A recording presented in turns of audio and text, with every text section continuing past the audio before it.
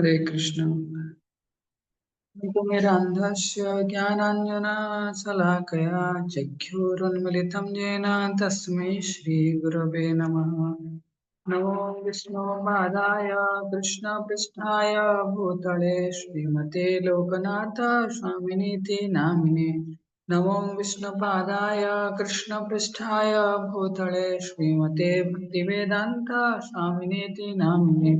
नमस्ते सारस्वते देवे गौरवाणी प्रचारिणे निर्विशेष शून्यवादी पाश्चात्य देश तारिणे।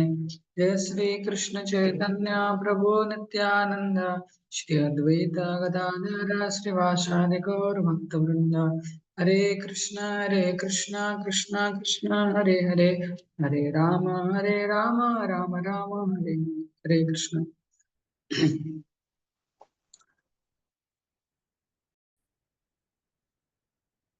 हरे कृष्ण।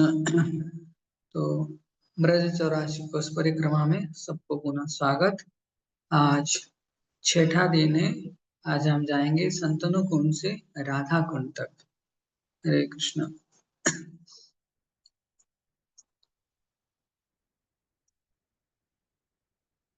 प्रतीत होता है कि महाराज शांतनु द्वारा की गई तपस्याओं की छाप आज भी इस क्षेत्र पर विद्यमान है।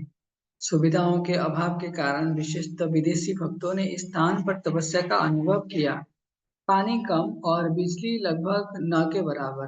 पानी के लिए कुएं पर पंक्ति में खड़ा रहना, खुले में स्नान तथा खेतों में शौच इत्यादि। कई बार भक्त इन निजी कार्यों के लिए जिस झाड़ी को चुनते हैं उसके पीछे तैयार खड़े सुअर उन्हें डरा देते हैं।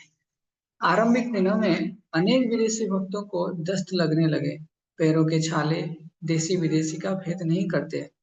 लड़खड़ाकर चलते भक्तों को देखकर उनके पैरों में बड़े छालों का अनुमान लगाया जा सकता है। परंतु गंभीर भक्त जानते हैं कि तपस्या ही ब्राह्मण की संपत्ति है, और यदि यह तपस्या भगवत भक्ति के अनुकूल है तो भक्त स्वेच्छा से उसे स्वीकार करते हैं। ऐसे भक्त की ब्रज यात्रा की सफलता सुनिश्चित है। सुबह कुएं पर लगने वाली भीड़ से बचने के लिए कुछ भक्तों ने रात को ही अपनी बाल्टी रख कर रख ली। परंतु शीघ्र ही उन्हें समझ आया कि रात भर ठंडी हवा में रखा पानी कुएं से ताजा पानी से कहीं अधिक ठंडा है। अपने टर्च जलाकर हमने जैसे तैसे स्नान किया और तैयार होकर मंगल आरती में श्री गुरु की कृपा पर ध्यान करने लगे।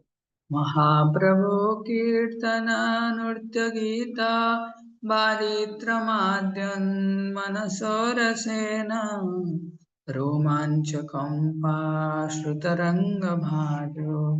वन्दे गुरो श्रीचरणारविन्दम्। श्री चैतन्य महाप्रभु के संकीर्तन आंदोलन में कीर्तन नृत्य गायन तथा वाद्य यंत्र बजाते हुए जो महाविभोर हो उठते हैं तथा अपने मन में विशुद्ध भक्ति के रसों का आस्वादन करते हुए जो अश्रुपात कंपन तथा रोमांच आदि भावों का अनुभव करते हैं, ऐसे श्री गुरुदेव के चरण कमलों में मैं सादर वंदना करता हूँ। श्री गुरुवाष्टकम, दूसरा श्लोक। हमारे कार्यक्रम की सराहना करते हुए एक भक्त ने मुझसे कहा, यद्यपि हमारा परिक्रमा दल चलता फिरता मंदिर है, फिर भी मुझे यह देखकर अच्छा लगा है कि यहाँ दैनिक कार्यक्रमों का कठोरता से पालन होता है। हमें अपने इस्कॉन मंदिर की कमी नहीं खल रही। एक अन्य भक्त बोले, वास्तव में घर पर कई बार हमें पूरे कार्यक्रम में भाग लेने का अवसर नहीं मिलता, परंतु परिक्रमा हमें कार्तिक महीने में मंगल आरती से लेकर दामोदर अष्टकम तक सारे कार्यक्रम में भाग लेने की सुविधा देती है। एक तीसरे भक्त ने कहा, यह एक विशेष अनुभव है। चारों ओर फैला अधिकार अंधकार श्री श्री गौर निताई गौर सिंदर पर ध्यान केंद्रित करना सरल बना देता है। भोर की पावन बेला में भगवान एवं शिल प्रभुपाद का दर्शन मेरी सारी चिंताओं को दूर करता है। विश्वास बढ़ता है कि वे मेरी रक्षा करेंगे, मुझे केवल उनके पीछे चलना है। आज का गंतव्य है श्री राधा कुंड। राधा कुंड के स्मरण मात्र से भक्त उल्लसित है। सूचना सुनकर हम सब जय जय श्री राधे श्याम पुकार उठे। वैष्णव दिनदर्शिका के अनुसार आज श्री नरोत्तम दास ठाकुर का तिरुभाव दिवस है। 16वीं सदी में उनका जन्म पूर्व बंगाल, इस समय बंगाल देश के खेतुरी ग्राम में हुआ। वे राजा कृष्णानंद दत्त के पुत्र थे और बचपन से ही उन्होंने भगवत भक्ति के लक्षण प्रकट किए। युवावस्था में पद्मा नदी में स्नान करते समय उन्हें वह भगवत प्रेम प्राप्त हुआ जो कुछ समय पूर्व स्वयं महाप्रभु ने उनके लिए वहां छोड़ा था। तत्क्षण वे गौर प्रेम में मंत्रोन्मत्त हो गए। श्री चैतन्य महाप्रभु उनके सपने में आए और उनसे वृंदावन जाकर लोकनाथ गोस्वामी से दीक्षा लेने के लिए कहा। लंबे समय तक गोस्वामी जी के नम्रता पूर्वक सेवा तथा याचना करने के बाद उन्हें दीक्षा प्राप्त हो पाई। नरोत्तम ने जीव गोस्वामी से शिक्षा ली और गोस्वामी की पुस्तकों का वितरण एवं श्री चैतन्य महाप्रभु के मिशन का प्रचार करने के लिए श्रीनिवास आचार्य एवं श्यामानंद पंडित के साथ बंगाल एवं उड़ीसा की यात्रा की। ये दोनों नरोत्तम के घनिष्ठ मित्र एवं सहपाठी थे। नरोत्तम विलास नामक पुस्तक उल्लेख करती है कि जब नरोत्तम दास ठाकुर ने इस संसार से प्रयाण किया उस समय पद्मा नदी के तट पर उनका शरीर दूध बनकर नदी के पवित्र जल में समा गया। फिर से पढ़ते हैं। नरोत्तम विलास नामक पुस्तक उल्लेख करती है कि जब नरोत्तम दास ठाकुर ने इस संसार से प्रयाण किया उस समय पद्मा नदी के तट पर उनका शरीर दूध बनकर नदी के प्रवाही पवित्र जल में समा गया। उनके शिष्य ने तुरंत उसमें से कुछ दूध समेट लिया। जियागंज पश्चिम बंगाल में गंगा नारायण चक्रवर्ती के घर के पास आज उनकी दूध समाधि स्थित है। उनकी पुष्प समाधि के दर्शन वृंदावन के राधा गोकुलानंद मंदिर में किए जा सकते हैं। वृंदावन में अपने निवास के दौरान नरोत्तम एवं श्रीनिवास ये दोनों राघव पंडित के साथ ब्रजमंडल परिक्रमा पर गए थे। हम नरोत्तम दास ठाकुर द्वारा वृंदावन वास की इच्छा रखने वाले भक्तों के लिए दी गई शिक्षा का स्मरण करने लगे। विषय छाड़िया कवे शुद्ध में माना कवे नाम है राम श्री वृंदावन। जब मेरा मन समस्त भौतिक चिंताओं एवं इच्छाओं से पूरी तरह मुक्त एवं शुद्ध हो जाएगा तब मैं श्री वृंदावन और राधा कृष्ण के माधुर्य प्रेम को समझ पाऊंगा। तब मेरा आध्यात्मिक जीवन सफल होगा। धाम पर पड़े आवरण से परे देखने के लिए हमें भौतिक इच्छाओं से ऊपर उठना होगा। धाम का स्वरूप गुरु एवं पूर्ववर्ती आचार्यों की कृपा से प्रकट होता है, परंतु हमें वैष्णव सेवा करते हुए गंभीरता पूर्वक जप करना होगा तथा शास्त्रों में दिए गए वर्णनानुसार ब्रज को देखकर उनकी कृपा प्राप्त करने हेतु प्रयास करने होंगे। पदचारी मार्ग मुलायम है और हमारी आंखों एवं मुंह पर वह ब्रज रज जमी है जिसने एक समय भगवान के चरण कमल का स्पर्श किया था। कुछ खेत पार करने के बाद हमें एक खेत में लगा पानी का बड़ा पंप दिखाई दिया। हम सब तरोताजा हो गए। बहन श्री वहां से हमने गन्नेसरा नामक गांव पार किया। 5000 वर्ष पूर्व ब्रजवासी इस गांव में श्री कृष्ण की प्रसन्नता हेतु फूल लगाते थे। हमने गंधर्व कुंड देखा जहाँ प्रतिदिन गंधर्व स्नान करने आते हैं। पूरे रास्ते हमारे भक्त मिलने वाले लोगों को मिश्री प्रसाद बांटते हैं। कुछ भक्त श्रील प्रभुपाद की पुस्तक भी वितरित करते हैं। खेचरी। शीघ्र ही हम पुतना के जन्मस्थान खेचरी पहुंचे। हवा में उड़ते वाली हवा में उड़ने वाली डाकिनी को खिचड़ी कहा जाता है। पुतना की ही समान आसुरी उसके दो छोटे भाई बकासुर और अघासुर का जन्म भी यही हुआ था। इस गांव में बना कुंड चारों ओर से छायादार वृक्षों से घिरा है। यहाँ मुझे कथा सुनाने के लिए कहा गया और मैंने पुतना वध तथा पुतना के इतिहास की कथा कही। गर्ग संहिता में कहा गया है कि पूर्व जन्म में पुतना बलि महाराज की पुत्री रत्नमाला थी। रत्नमाला के पिता नर्मदा नदी के तट पर अश्वमेध यज्ञ कर रहे थे। जब रत्नमाला ने भगवान वामन को वहां आते देखा तो उसका वात्सल्य प्रेम उमड़ पड़ा। उसके मन में मैं वामन देव जैसा पुत्र प्राप्त करने की इच्छा जगी। वह ऐसे पुत्र का स्तन्यपान कराकर सौभाग्यवती एवं संतुष्ट होने की कल्पना करने लगी। परंतु जब वामन देव ने बलि महाराज को बंदी बना लिया तो रत्नमाला के मन में वामन देव का वध करने की इच्छा हुई। भगवान उसके मनोभाव को जान गए और उसकी दोनों इच्छाएं पूरी करने का निश्चय किया। रत्नमाला द्वापर युग में पुतना बनी और दुष्ट भावनाएं होते हुए भी उसने भगवान को स्तनपान करवा कर भगवान की धात्री का पद प्राप्त किया। वेदों के अनुसार व्यक्ति की 7 माताएं होती है और उनमें से एक धात्री है। गांव से निकलते समय हमारी परिक्रमा के पुराने सदस्य राधा रमन स्वामी ने बताया कि इस गांव की निवासी नहीं चाहते कि उन्हें पूतना से संबंधित देखा जाए। जब उनसे पूछा जाता है कि क्या यही पुतना का जन्म हुआ था, कई बार वे मना कर देते हैं, परंतु खेचरी गांव में कुछ भी अमंगल नहीं है। यह भी भगवान के धाम का अंग है। इस पवित्र गांव की सुंदरता देखकर हमारा मन एवं इंद्रिय प्रफुल्लित हो गई। मैंने चारों और दृष्टि घुमाई। आंखें मूंद कर बैठे भक्त कथा पर चिंतन कर रहे हैं। वे एक दूसरी दुनिया में पहुंच गए थे। 1 महीने तक हम सच्चा ब्रजवासी जीवन जिएंगे। जब शास्त्र अध्ययन, ध्यान तथा अधिकाधिक जप, अधिकाधिक शास्त्र अध्ययन एवं भगवान के चरण कमलों पर अधिक अधिक ध्यान की उत्कंठा। खेचरी के निकट ही एक रमणीय मयूर वन है, जहाँ श्री कृष्ण मयूरों के साथ नृत्य करते थे। श्रीमद् भागवतम के 10वें स्कंद के 21वें अध्याय वेणु गीत में इस लीला का उल्लेख मिलता है। श्रील विश्वनाथ चक्रवर्ती ठाकुर लिखते हैं कि एक समय मोरों ने श्री कृष्ण को बांसुरी बजाने के लिए कहा, जिससे वे नृत्य कर सके। मंत्र मुक्त करती बांसुरी की धुन पर सब मोर श्री कृष्ण को घेर कर नृत्य करने लगे। तब श्री कृष्ण भी गीत गाते हुए उनके साथ नृत्य करने लगे। उनके नृत्य से मोर इतने प्रसन्न हुए कि सभी ने श्री कृष्ण को भेंट स्वरूप अपने मोर पंख दिए। एक सच्चे कलाकार के रूप में श्री कृष्ण ने शालीनता पूर्वक उन पंखों को लेकर अपनी पगड़ी में सजा लिया। कल्प वृक्ष से भरे ये वन अन्य धर्मपंथियों तक आधुनिक अध्यात्मवादियों से छिपे हैं।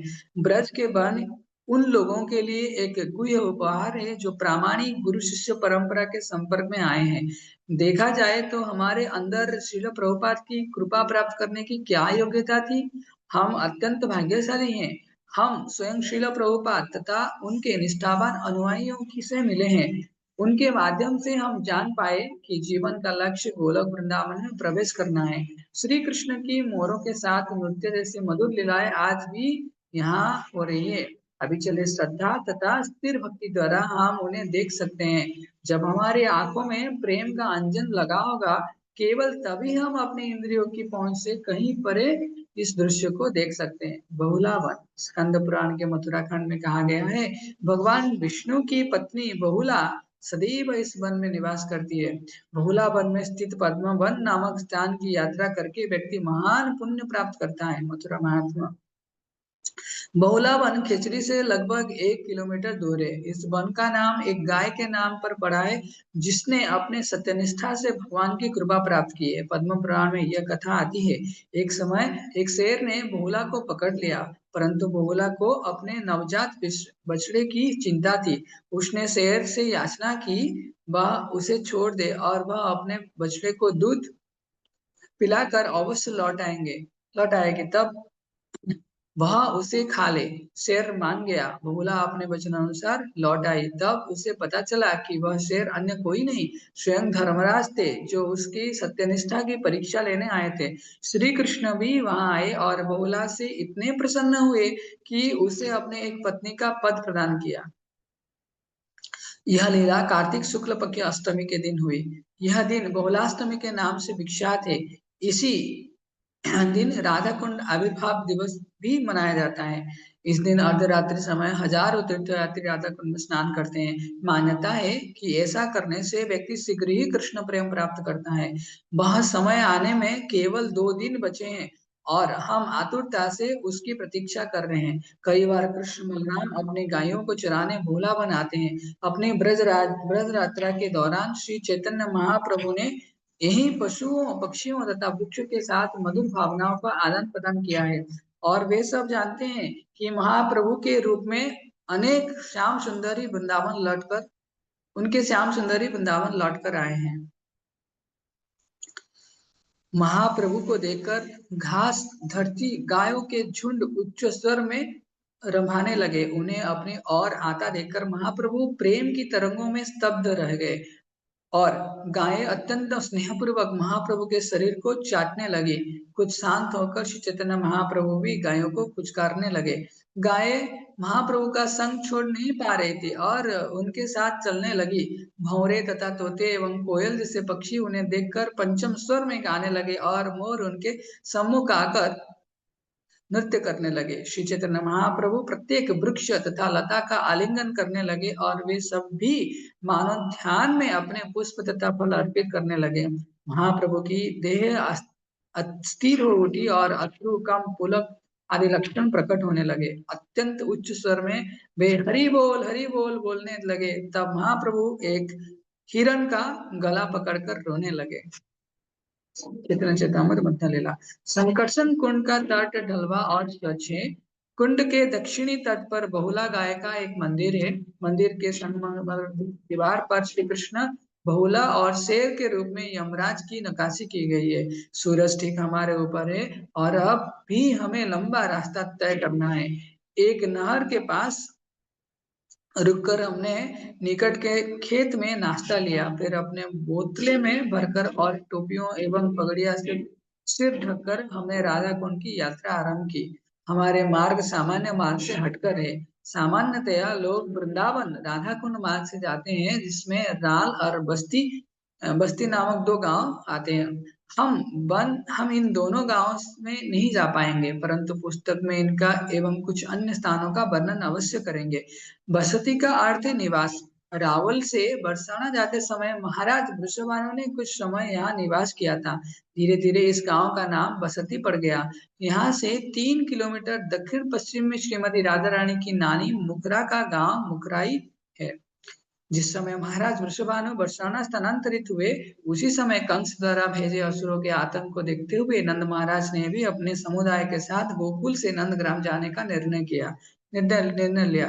श्रील विश्वनाथ चक्रवर्ती ठाकुर के अनुसार उस समय श्री कृष्ण 3 साल 4 महीने के थे। जाते समय उन्होंने गोवर्धन पर्वत तथा यमुना के बीच एक स्थान को अपना निवास बनाया। आज वह स्थान छठीकरा के नाम से जाना जाता है। दिल्ली आगरा महामार्ग तथा वृंदावन मार्ग का जंक्शन बिंदु।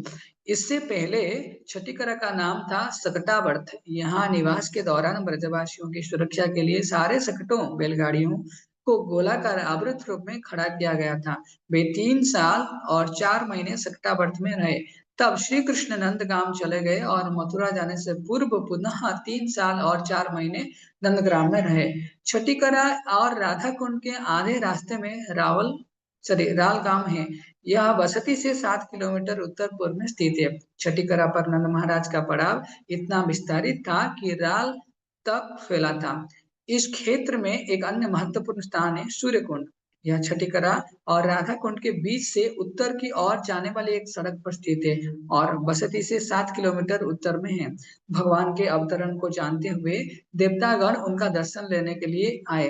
यमुना देवी के पिता सूर्यदेव इस स्थान पर प्रकट हुए थे और उनकी स्मृति में यहाँ सूर्य कुंड है। इस संदर्भ में श्री राघव पंडित कहते हैं, इस वन के सूर्य मंदिर में विराजमान सूर्यदेव के विग्रह को देखो। ये विग्रह अत्यंत दयालु है और कृष्ण प्रेम प्रदान करते हैं। भला कौन इनका महिमा गान कर सकता है और कौन है जो इनकी पूजा नहीं करेगा। भक्ति रत्नाकर। राधा कृष्ण की लीलाओं को दिन के 8 भागों में बांटा जाता है। यह अष्टकालीय लीला कहलाती है। इनमें से एक भाग प्रातः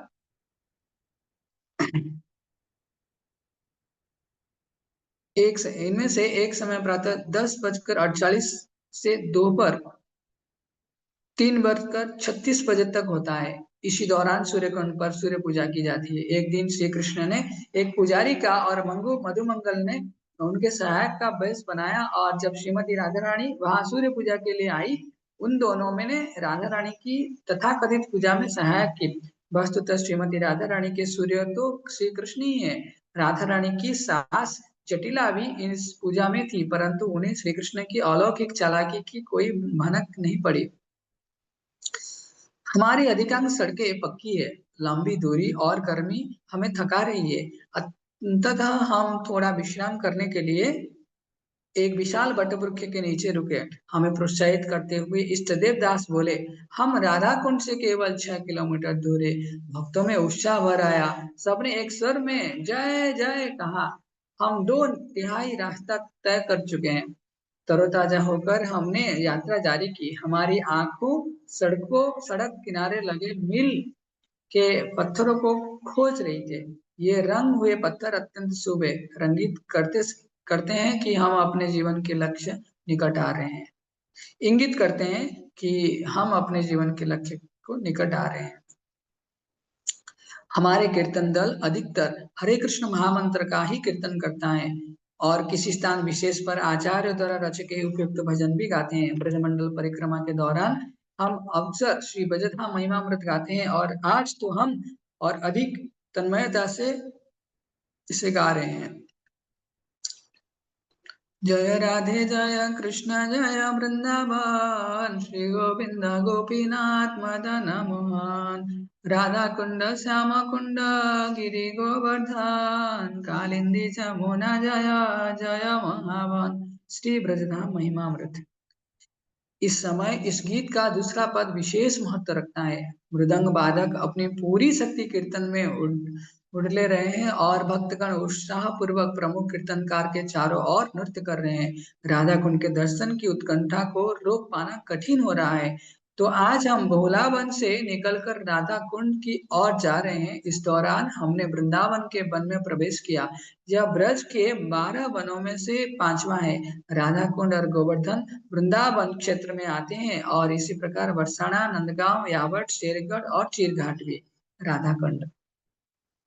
दोपहर बाद हम अपने पड़ाव पर पहुंच गए। यह स्थान गोवर्धन परिक्रमा मार्ग पर राधा कुंड गांव तथा कुसुम सरोवर के बीच स्थित है। अगली 3 रात हम यहीं बिताएंगे। यह सौभाग्य ही अपने आप में उत्सव का कारण है।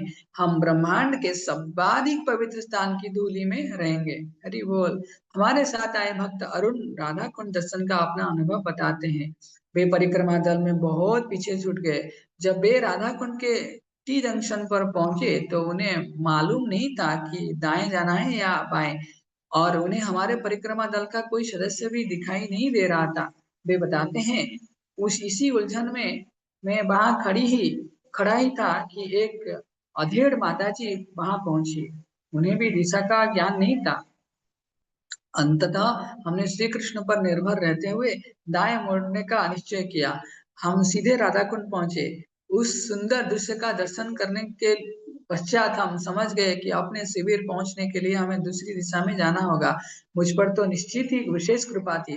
परिक्रमा दल परसों राधा कुंड के दर्शन के लिए जाने वाले था और मुझे कल बड़े तड़के ही अपने देश के लिए वापस लौटना था। यदि मैं भटका नहीं होता तो शायद मुझे राधा कुंड का दर्शन किए बिना ही जाना पड़ता। मैंने राधा कुंड के विषय में बहुत सुना था, परंतु आज पहली बार उसके दर्शन किए। सामान इत्यादि रखने, प्रसाद लेने और विश्राम में पूरी तरह बीत गई। माफ कीजिए। सामान इत्यादि रखने, प्रसाद लेने और विश्राम में पूरी दोपहर बीत गई। तत्पश्चात हमारा नियमित संध्याकालीन कार्यक्रम आरंभ हुआ और अंधेरा होने पर हमने दामोदर अष्टकम गाया। नमस्ते तु धामने सुरदीप्ति धामने, तदीयदरायात विश्वस्य धामने, नमो राधिकाय तदीय प्रियाय, नमो अनंत लीलाय देवाय तुभ्यं। हे दामोदर, आपके उदर को बांधने वाली दिदीप्यमान रस्सी को प्रणाम। आपके उदर को प्रणाम जो संपूर्ण जगत का धाम है। आपकी सर्वप्रिया श्रीमती राधा रानी को प्रणाम और अंततः लीला करने वाले श्री भगवान आपको मेरा सादर प्रणाम। श्री दामोदर अष्टकम। प्राय प्रतिदिन संध्याकालीन कार्यक्रमों के पश्चात हम नाटिकाओं का आयोजन करते हैं। आज भक्तों ने श्री बलराम द्वारा धेनुकासुर वध की लीला पर नाटिका प्रस्तुत की।